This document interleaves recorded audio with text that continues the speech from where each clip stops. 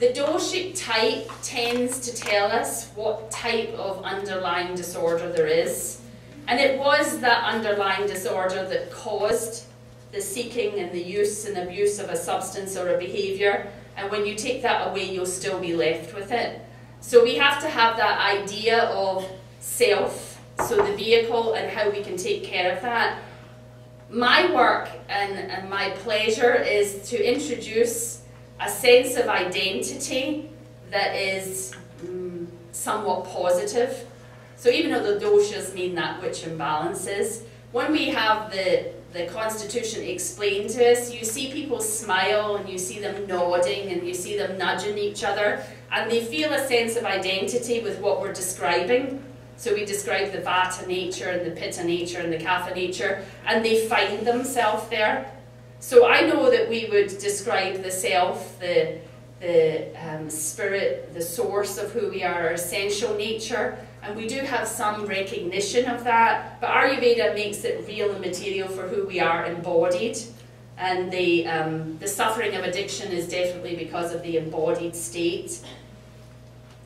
So we have the opportunity to offer people a different view of themselves, and those underlying needs and vulnerabilities, they will dictate how the person moves into the addiction, and they'll also define what kind of support they need as they move into recovery. So we will have people that are left with their anxiety, the vatas, and their anger and resentments, the pittas, and then their slow, congested depression type of system with the kaphas. And so as we describe that, we talk about the addictive tendencies of the doshas. They all have their favourite things. So when we have forgotten our true nature as spirit, and we are thoroughly identified with the body-mind, then there's a certain way that we drive ourselves to destruction. So we have our favourites. So it's quite interesting that one of my teachers tells me that when she looks around the room of Alcoholics Anonymous, she sees a lot of pitta people. Because fire people, funnily enough, are attracted to a fire substance that makes them feel large and in charge and powerful. So when we bring this to the table for people in recovery, that is a great help. And here's a medicine that is offered to us with consciousness as at the core. So we're not just treating the symptoms, we're treating the whole human condition in the embodied vehicle. The addictive tendencies of the doshas also show us a little bit of what damage might have been suffered. So if I was to say that in summary, we'll have a lot of dehydration, especially affecting the vata people. We'll have a lot of heat and inflammation really affecting the pitta people. And we'll have a lot of usually kind of weight gain and sluggishness affecting the kapha people. And if we can lift that up, then their brain starts to work differently. So as you know, Ayurveda works a lot in nutrition and repairing the digestive system and understanding the tendencies of the doshas in their mental capacities towards their rajasic manifestation, which is in 12-step language, restless for the vata people, irritable for the pitta people, and discontent for the kapha people.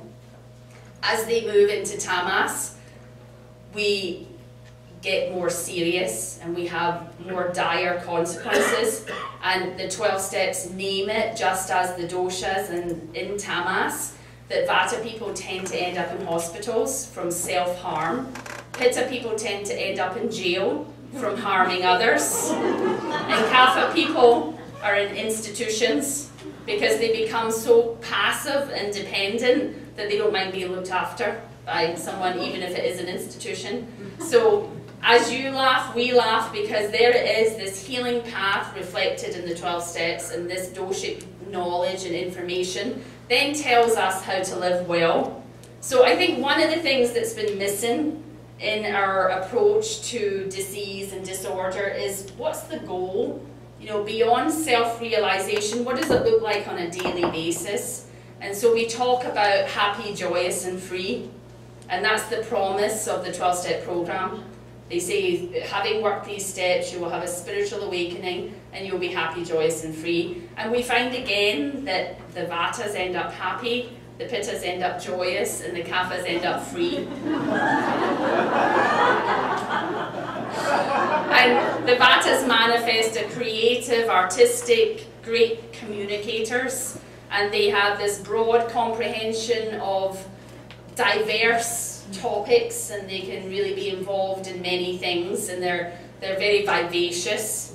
So that's the other side of all the drama and worry and fear and anxiety that they had. So we have to know where the potential is so that we can work towards that. We've spent an awful lot of time getting familiar with diseases, and we're not that familiar with the potential manifesting in a sattvic human.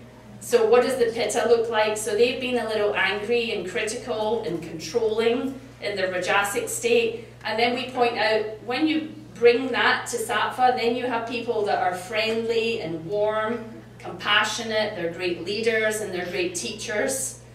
And the Kaphas, they kind of go towards acquisition and holding on to things and not letting go, and that means they have a kind of codependent nature where they get a little manipulative emotionally, and they tend to want to acquire lots of luxury without an awful lot of work.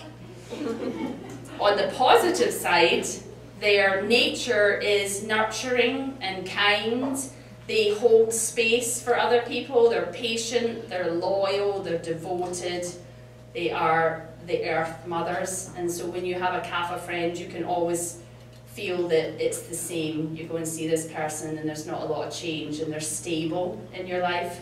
So there's the potential that we're working towards. So all the abstinence, all the work at the 12 steps, all the work on the mat, this is what we're trying to manifest. This is the nature that we can bring forth.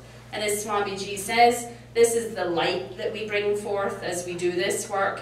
So there is tamas, there is darkness. We call this addiction in this particular realm of suffering. And then there is this activity, and we call this recovery.